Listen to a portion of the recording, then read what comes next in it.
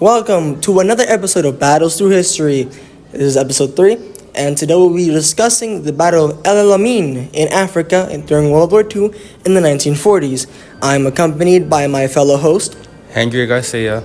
and today we have two special guests who I'll let introduce themselves in due time, and we're going to discuss major things about this battle, like its key importance in the war, key events, key figures, and its significance to the war effort itself. The Battle of El Alamein was basically a battle for control over the Suez Canal, which is a very key point. This was a battle between the Axis powers, Germany and Italy, and the Allied powers, which were the UK, parts of France's colonies who had claimed independence from the now puppet state that was France, and the United States. Now, this battle took place during late October 1942, and it was basically just the Axis trying to get a further threshold on North Africa. And the battle continued with the Allied, who had been preparing their forces and preparing their military might, all charged basically, and eventually were able to push back Erwin Rommel, who was in charge of the Axis powers and the general, back, and further throughout the year and throughout those months, take Africa. Hello, my name is Walter Blanco, and I'm going to give my perspective as a war veteran who fought in the battle. Who were the key military leaders or commanders on each side, and what role did they play in the battle? The major players can be categorized into two opposing forces, the Allied and the Axis. Are there any notable individuals or units whose action had significant impact on the outcome? For the Allied forces, we got Field Marshal Bernard Montgomery in the 8th Army, while for the Axis forces, we got Field Marshal Erwin Rommel and Afrika Korps. How did the outcome of this battle contribute to shaping the course of World War II?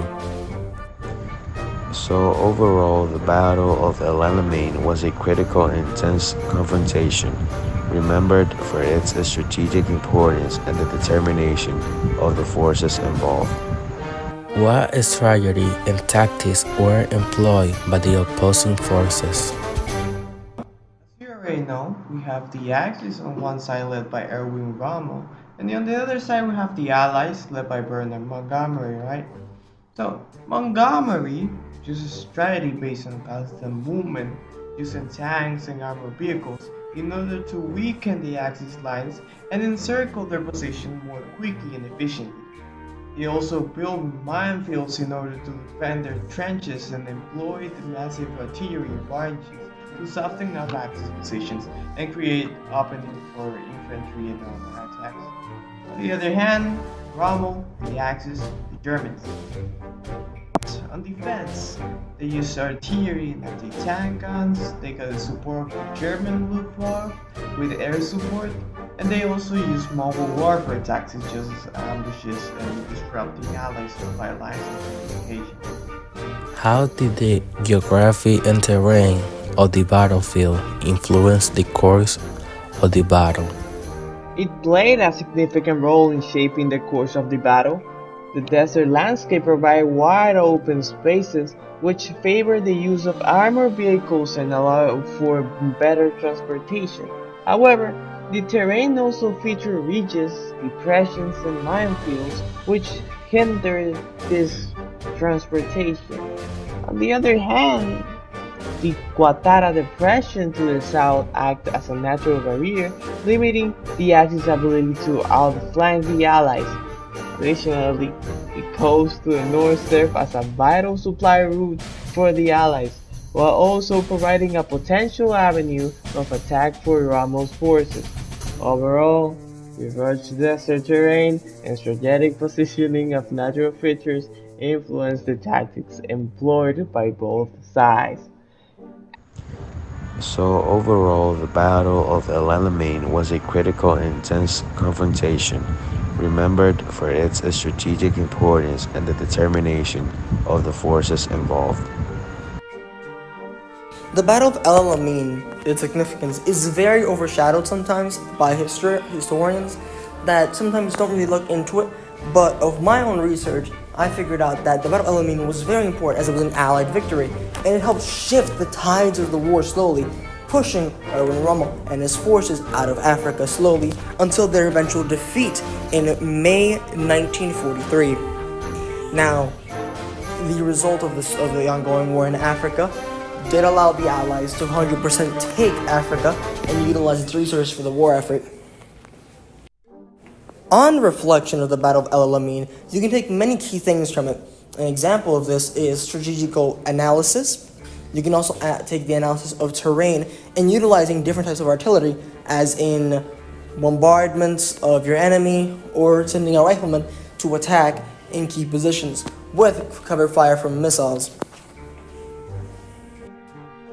The Battle of El Alamein, in conclusion, was a key battle for the Allies to win because it would help them secure more firmly the Suez Canal and help them push Erwin Rommel and the Axis powers out of Africa and continue that push into Europe from below. Going in to around this time, the forces were well and deep into Europe from America and Britain, fighting their way towards Germany.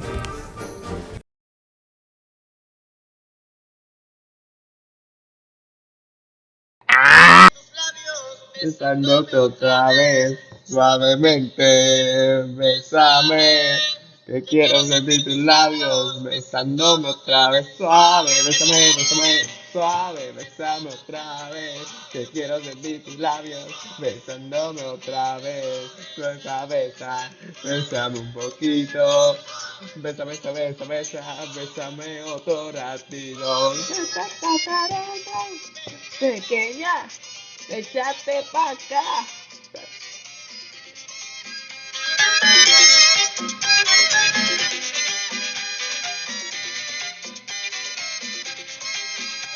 Cuando tú me besas, besándome el aire. Ah, ah, ah. Cuando la 19. Bro, Mike, yo no sé lo que está haciendo, bro. Pero ya amar a my mind, bro. Yo solo tengo dos partes, bro.